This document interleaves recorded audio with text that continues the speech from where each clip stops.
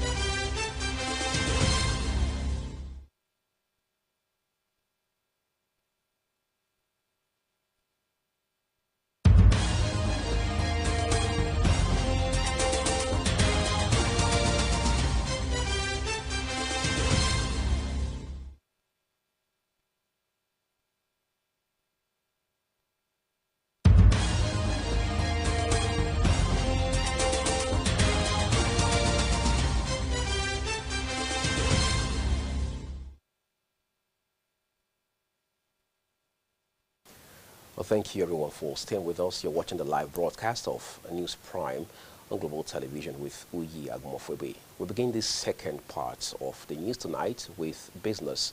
China Development Bank has approved a $254.76 million loan to Nigeria to support the completion of the Kano-Kaduna Railway project.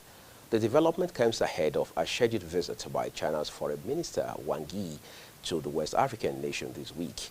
As part of his annual New Year tour of Africa, Yi will arrive in Nigeria today and meet with President Bola Tinubu, as well as senior government officials tomorrow, that's according to the Nigerian Ministry of Foreign Affairs. The Naira settled lower in the official market amid high demand for the safe haven currency in global financial markets.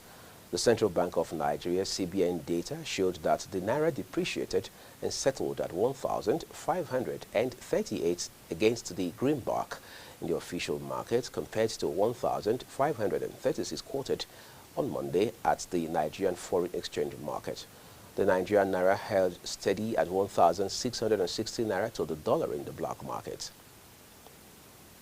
And let's talk currencies a little further.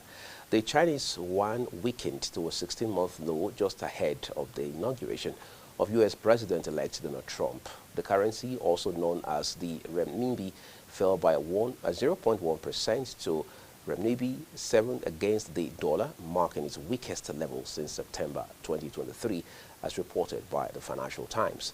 This decline occurred despite the People's Bank of China maintaining a steady fixing rate in anticipation of Trump's inauguration. Let's jump right to the foreign scene. Poland has announced the closure of its consulates in the Russian city of St. Petersburg following Moscow's order for its shutdown in a tit-for-tat move. Russia had ordered the closure in December after Poland declared 2 months earlier that it was closing Russia's consulate in the Polish city of Poznan, accusing Moscow of attempting sabotage in the country and its allies. The body of former United States President Jimmy Carter has been transferred to the U.S. Capitol in a grand and solemn military ceremony where it will lie in state until a national funeral later this week. Carter, who passed away on December 29, 2024 at 100, served as the 39th president from 1977 to 1981. He was widely celebrated for his post-presidential humanitarian efforts, which earned him the Nobel Peace Prize in 2002. His body arrived at the snow-dusted Capitol following a ceremonious journey from his hometown of Plains, Georgia. Hundreds gathered as Carter's flag-draped casket was carried atop a gun carriage during a funeral procession down Pennsylvania Avenue, retracting the opposite route he took during his 1977 inauguration parade. Away from the U.S. now, a Palestinian official says 3 people, including 2 children, were killed in an Israeli airstrike in the occupied West Bank. The Israeli military says the strike targeted militants.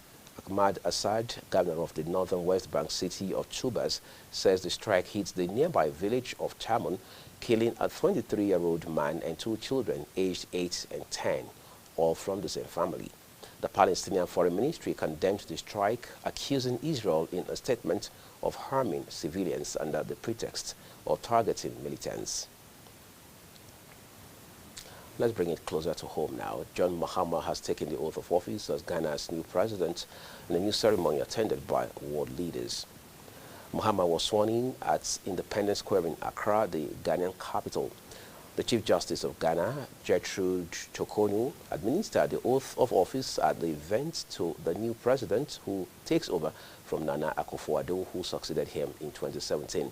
Before Mahama swearing in, Nana Jane Opoku Agyeman was inaugurated as the country's first female vice president. The duo won the election held in December, with Mahama returning to the post he left 7 years earlier with a mission to revive Ghana's ailing economy. And let's begin to wrap it up tonight with sports. The Nigerian Football Federation, NFF, has appointed Mali coach Eric Chell as the new head coach of the country's senior men's national football team, becoming the third man to be in charge of the Super Eagles since the resignation of Jose Peseiro in March of 2024. The Executive Committee of the Nigerian Football Federation has endorsed the recommendation of its Technical and Development Subcommittee for the appointment of the Malian as head coach of Nigeria's senior men team. West Ham have sacked manager Julen Lopetegui after just 22 games in charge, with former Chelsea boss Graham Potter expected to replace him at the London Stadium. The Hammers are 14th in the Premier League table, 7 points above the relegation zone after just 6 wins in 20 league matches during the Spaniards' tenure. A 4-1 hammering at the champions Manchester City on Saturday was the final straw for the club chiefs. Chelsea are leading the chase to sign Kobbie Mainoo in a sensational deal if the Manchester United midfielder leaves Old Trafford. Chelsea are in pole position to sign the 19-year-old if he cannot agree new terms at United, although there is bound to be competition from their Premier League rivals and big clubs abroad. United have reached a stalemate in contract talks with Mainoo's representatives, alerting Europe's top clubs to the fact that he could be sold this month or at the end of the season. Let's wrap up News Prime tonight on Global Television, but first, a recap of some of our big stories. The National Assembly has set January 31 as the tentative date for passage of the 49.7 trillion 2025 appropriation bill presented to its joint session by President Bola Tinubu on December 18 last year. West China $154.76 million loan to Nigeria.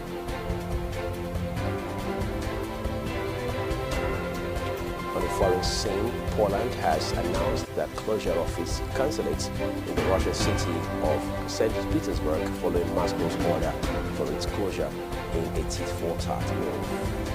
And finally in sports tonight, we told you, West Ham have sacked manager Julen Lopetegui after just 22 games in charge, with former Chelsea boss Graham Potter expected to replace him at the London Stadium.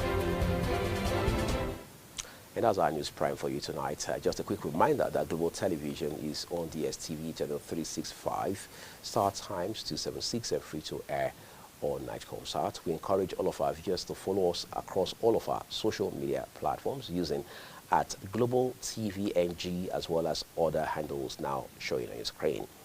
I'm Uyag Mofwebe. On behalf of the entire production team here at Global Television's world headquarters in Abuja, the capital city of Nigeria, we say thank you for the time you've invested with us. We will see you again